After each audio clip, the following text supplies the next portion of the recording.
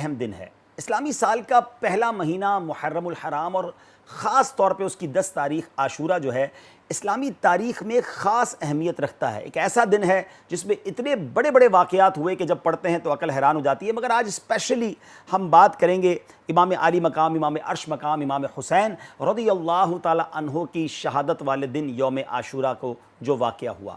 आशूरा के दिन के बारे में नबी पाक अलैहिस्सलातु वस्सलाम का फरमान क्या है। मेरे आका अलैहिस्सलातु वस्सलाम ने खुद इस दिन का रोज़ा रखा और सहाबा किराम अलैहिम रिज़वान को भी इस दिन रोज़ा रखने का हुक्म इरशाद फरमाया। बल्कि इस्लाम से कबल भी लोग इस दिन की ताज़ीम करते थे, अदब व एहतराम की वजह से इस दिन का रोज़ा रखा करते थे। हमें भी चाहिए कि आशूरा का रोज़ा रखें।